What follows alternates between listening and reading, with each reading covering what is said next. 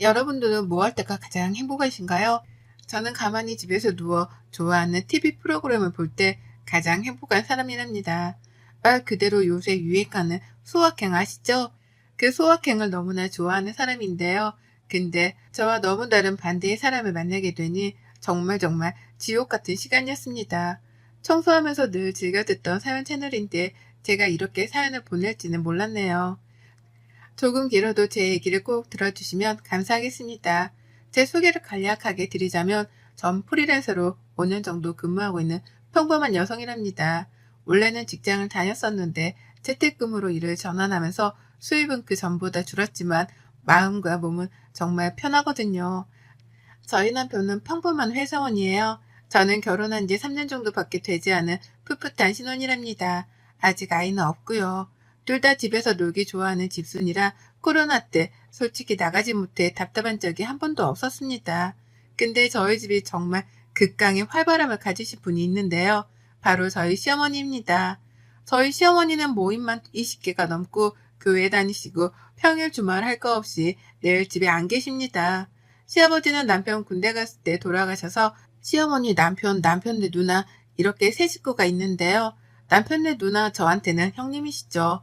형님은 베트남에 남편이 가 있어서 지금 가족들이 다 거기에 가 있는 상태이고요.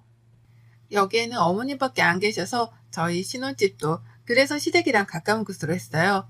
저희 친정은 두 분 다 일도 하시고 같이 계시니까 걱정이 안 되는데 남편이 시어머니 혼자 계시니까 좀 걱정이 된다고 해서 근처로 신혼집을 구했습니다. 근데 어머님은 거의 집에 안 계시기 때문에 만날 수가 없어요. 그런데 전화는 또 되게 잘하세요. 전화하셔서 매일 하시는 말이 다 초딩 같은 말씀이세요. 어떤 친구분 흉을 보시는데 제가 봐도 저희 어머님이 잘못했는데 자꾸만 자기가 무슨 잘못을 해서 그 옆에 내가 그러는지 모르겠다만 100번을 말씀하세요. 그리고 저희가 어머니께 소정이지만 용돈을 매번 드리거든요. 근데 그 용돈으로 어머님 외출에 비하면 정말 아무것도 아니에요. 그래서 도대체 무슨 돈으로 놀러 다니시는지 가끔 남편한테 물어보면 시아버지 돌아가시고 나서 그래도 꽤 많은 재산이 있어 그걸로 쓰시는 것 같더라고요. 뭐 연금도 나오신다고 하고 그거야 저희가 상관할 바는 아니니 저희는 따로 용돈을 드리고 있어서 그것만 드리거든요. 이렇게만 보았을 때 저희 시어머니 참 많이 신경 안 쓰실 것 같잖아요. 저도 처음에는 그랬습니다. 매일 집에 안 계시고 매일 어디를 다니시니까 집에 오라는 말씀도 안 하고 하시니 뭐 전화 오는 거야 받는 게 어려운 게 아니니까 근데 꼭 일주일에 한두 번은 저희랑 시간을 보내야 한다고 생각하시는 것 같아요. 물론 저도 웬만하면 어머님이랑 시간을 보내려고 하지만 주변에서 그렇게 시댁을 많이 가냐 숨 막히지 않냐 물어보는데 꼭 그렇지는 않거든요. 근데 이번에 정말 사연을 보낼 만한 일이 생겼더라고요. 저한테도요. 저희 시어머님의 성격을 잠깐 말씀드리자면 정말 아이 같으세요. 그냥 아이가 아니라 철없는 아이요. 그 도가 가끔은 너무 지나쳐 누가 엄마고 누가 아들인지도 모르겠고요. 또 누가 며느리고 또 누가 엄마인지도 모를 만큼 철이 없으세요. 어른한테 철이 없다고 하면 안 되겠지만 어머님이 딱 그러세요. 어머님은 정말 한 달에도 돈을 펑펑 쓰고 다니세요. 저 정도면 돈이 거달날 것 같은데 그냥 쓰세요. 근데 그 쓰는 게 정말 쓰잘데기 없는 곳에 써요. 한 가지만 말씀드리면 전에는 갑자기 저희 몰래 집에서 구슬하다가 걸리셨어요. 근데 그곳을 500만 원이나 주고 하셨대요. 보통 사람이라면 이 말이 믿으시겠어요? 처음에는 50만 원인 줄 알았더니 500만 원이래요. 그래서 제가 왜 구슬했냐고 여쭤보니 요새 집안 분위기가 우중충하고 자꾸만 자기가 아파서 모임에서 점을 보러 가니 그 무당이 구슬하면 좋아질 거라고 한 두세 번 정도 하면 싹 사라질 거라고 했다는데 제가 봐도 딱 느낌이 오는 겁니다. 두세 번 하면 1,000만 원이 넘는데 몸이 안 좋으면 병원에 가시면 되지 왜 구슬하는지 말이 안 되잖아요. 그 돈도 모아두었던 돈이 아니라 그냥 어디 통장에서 뺀 것 같더라고요. 어디인지도 모르겠대요. 그냥 뺐대요. 이 정도로 어머님은 사회생활을 잘 안 해보기도 하고 매일 놀기만 하니 사실 뭘 알까 싶으셨거든요. 근데 이것보다 저희 집에는 더 심한 일이 생겼답니다. 저는 거의 면허를 따고 10년 정도가 돼서 운전도 잘 못하고 차도 또 없었거든요. 남편이 차가 있어 굳이 제 차가 있을 필요가 없다고 생각하기도 하고 전 정말 집순이어서 굳이 혼자 나갈 일이 많이 없다고 생각해서 운전을 안 했거든요. 근데 재택근무하면서 업체들 갈 일이 생기면서 연수를 좀 배워야 할까 생각이 들더라고요. 대중교통 이용하기도 너무 거리가 멀고 해서 남편이랑 상의 후에 연수를 배우고 그냥 서브카로 적당한 차를 구매하기로 했습니다. 다들 근데 아시잖아요. 요새 신차 기다리는 게 거의 하늘의 별 따기인 것을요. 그래서 중고차도 알아보는데 마땅치가 않았습니다. 그러던 와중에 갑자기 시모가 저에게 대뜸 너 차 필요하냐? 물어보길래 필요해서 출퇴근용으로 좀 저렴한 거 보고 있다 라고 말씀드리니 자기 모임에 있는 아줌마가 차를 내놓는다고 하는데 거의 새 거인데 자기한테 저렴하게 주기로 했다고 네가 사면 어떻겠냐고 하는데 이게 웬일인가 싶어서 그 차 사진도 보고 실물로도 가지고 오셨더라고요. 정말 거의 새 차 느낌이고 가격도 너무 저렴해 안 살 수가 없는 가격이었어요. 당장 사겠다고 말하고 현금으로 중고차를 구매했습니다. 소개시켜주신 어머님께도 감사해서 제가 백화점 가서 옷 한 벌 사드렸거든요. 근데 이때부터였을까요? 자꾸만 어머님이 어디 가려고 하는데 거기 좀 데려다 달라고 이야기를 하시는 거예요. 처음에는 당연히 모셔다 드렸습니다. 어머님도 면허는 있으신데 장롱 면허라 자기도 막 운전을 배우고 싶다고 하는데 저도 연수받고 차 한 대 뽑으라고 말씀드렸는데 자기는 굳이 필요 없다며 계속 그러시더라고요. 그래서 정말 10번 중에 9번은 계속 모셔다 드렸어요. 근데 그 거리가 집에서도 거의 1시간에서 1시간 반 정도는 가야 하는 거리에 위치해 있는 곳이 많았습니다. 요즘 기름값도 많이 오르고 저는 왔다 갔다 하면 진짜 진이 빠지기도 하고 차를 일 때문에 구매했는데 어머님 데리고 다니는 일들이 더 많아 한 번은 제가 볼멘 소리로 어머님께 너무 피곤하다라고 했죠. 그랬더니 갑자기 버럭 화를 내더니 네가 누구 때문에 이 차를 샀는데 너 벌써 잊었냐? 하시면서요. 그렇게 소리를 지르는 걸 많이 못 봐서 저도 좀 당황하긴 했지만 서운하시나 보다 하고 그 뒤로도 어머님을 계속 모셔다 드렸어요. 한 번, 두 번, 세 번, 네 번. 횟수는 점점 올라가고 이제는 아예 저보고 대놓고 장거리 운전 좀 내일 해야겠다면서 문자로 보내세요. 제가 업체 가야 할 일이 있어서 어렵다고 하면 기다리겠다고 말씀하시니 자기는 저녁에 가도 상관없다면서 그러는데 거절을 해도 계속 저러는데 운전도 아직 미숙해서 한번 운전하고 나면 진짜 기진맥진했습니다. 그래서 이번에는 제가 아직 그런 장거리에 익숙하지가 않다. 이번에는 제가 택시비 드릴 테니 택시 타고 가셔라 그러면서 그게 더 안전할 것 같다라고 했죠. 그러던 어머님이 저보고 문자로 딱 그럼 30만 원만 붙여라 라고 하더라고요. 아니 30만 원이 누구네 개 이름도 아닌데 저렇게 하니 처음에는 기분이 많이 나빴습니다. 돈을 드린다고 제가 먼저 말씀드렸으니 우선은 붙여드리고 남편한테 그날 저녁 이런 얘기를 했더니 엄마가 혼자 가는 게 좀 그래서 그런 것 같다. 시간 지나면 잠잠해질 테니 저보고 조금만 참아달라고 하는데 남편도 자기 엄마라면 정말 지극하게 챙기는 효조라 무슨 말을 하겠나 싶어서 말았죠. 그 뒤로도 어머님의 운전 부탁은 도를 지나칠 정도였습니다. 정말 한 번은 주말에 남편은 회사 가고 저는 오랜만에 늦잠을 자고 있는데 아침부터 거의 100번은 전화하셔서 오늘 어디 가야 하는데 왜 늦잠을 자냐? 너는 게을러서 어떡하냐는 잔소리를 시전하셨습니다.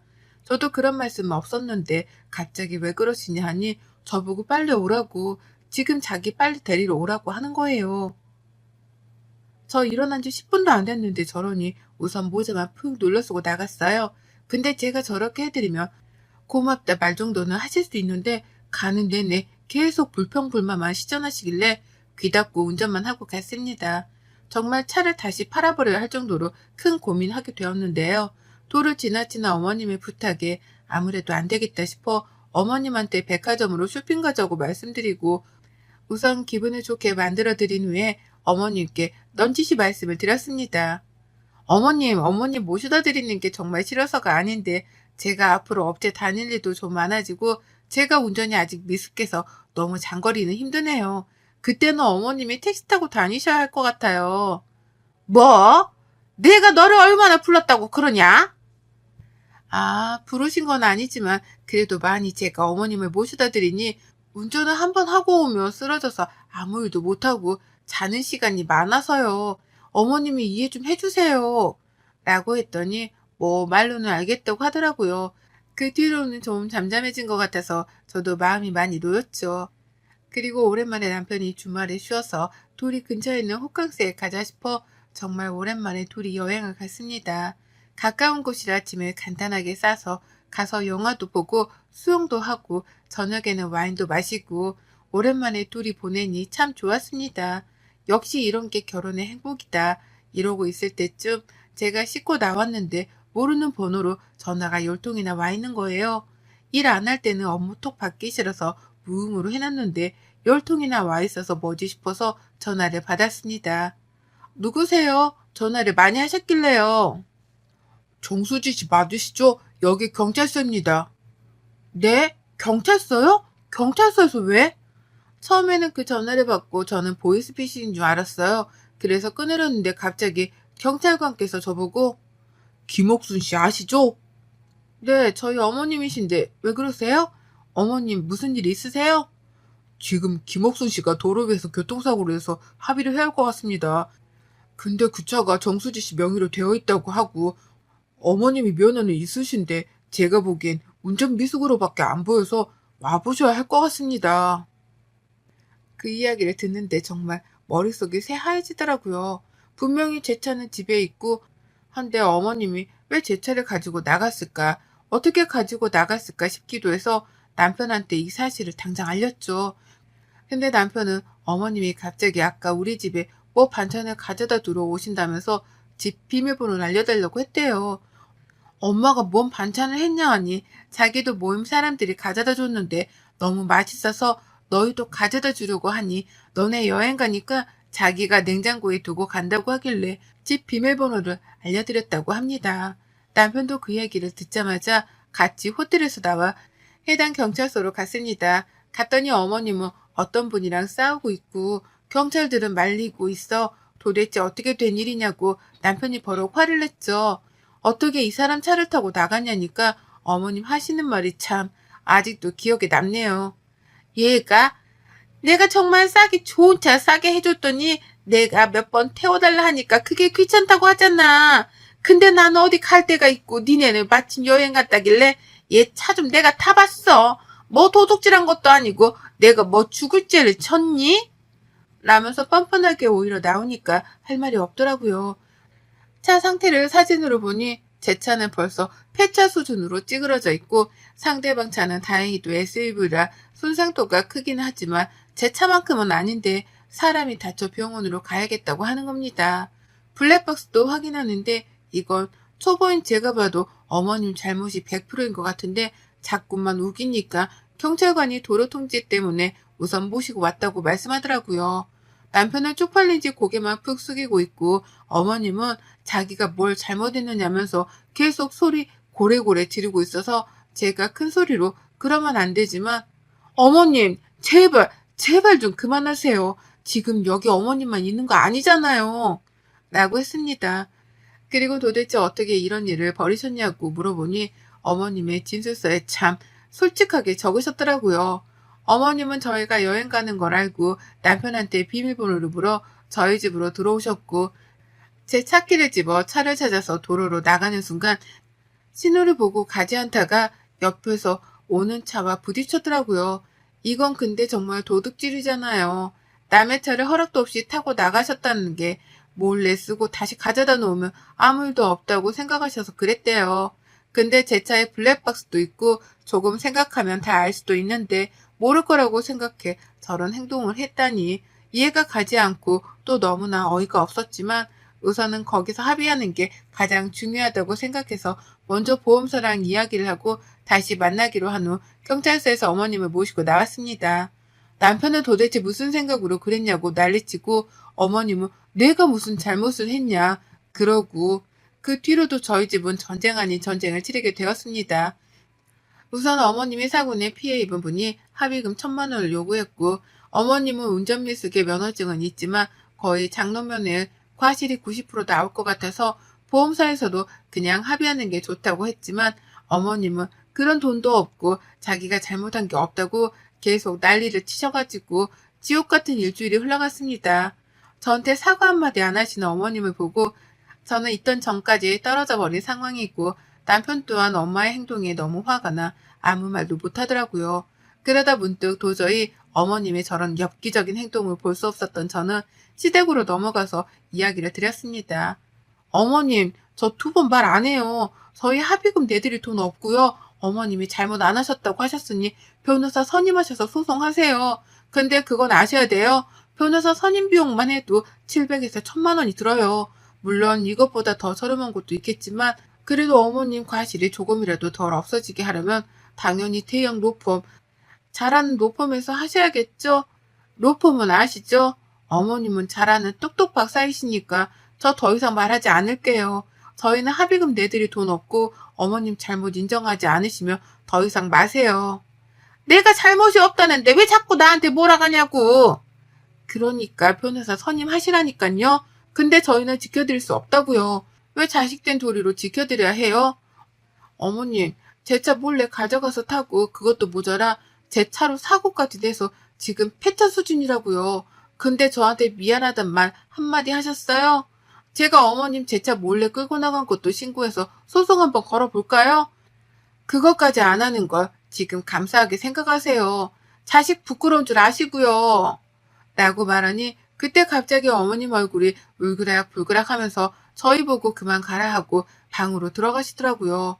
집에 오면서도 남편도 저도 아무 말은 안 했지만 아마 남편은 자기 엄마한테 그런 게 마음이 좋지만은 않았겠죠.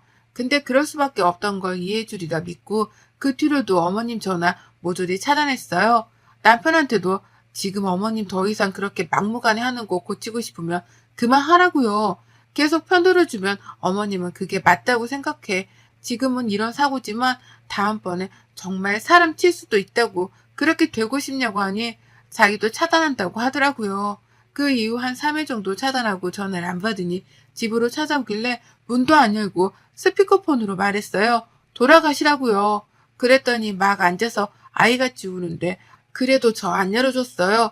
1시간을 그렇게 앉아서 기다리길래 남편 보고 모시고 들어오라 했습니다. 팔짱 끼고 말했어요. 왜요? 왜 자꾸 찾아오세요? 어떻게 너는 애가 그럴 수가 있니? 시엠이 한 명 있는 거 그렇게 사지로 몰아놓고 싶냐? 어머님, 이런 말씀 하실 거면 가세요. 아니, 그게 아니라 내가 미안하다. 내가 미안해. 내 잘못이야. 내가 이렇게 빌게. 이번 한 번만 도와다오. 아니요. 어머님 잘못 인정하시려면 경찰서 가서 하세요. 저희는 그런 돈 내드릴 수도 없고 어머님 이렇게 막무가내로 사는 거 더 이상 받아들이기도 힘들어요. 미안하다. 미안해. 제발 이번 한 번만 너희가 좀 도와주면 안 되겠니? 아니요. 그럴 수 없어요. 그만 가세요. 하고 어머님을 그렇게 내쫓았습니다. 그 뒤로 외국에 있는 형님과 통화를 했고 형님이 너희가 돈 낼 필요 없다고 합의금이랑 제 차 망가진 것까지 해서 돈 붙이겠다고 했습니다. 저는 한사코 되었다고 했지만 차 망가진 거는 받고 합의금은 반반 내자고 말씀드렸어요.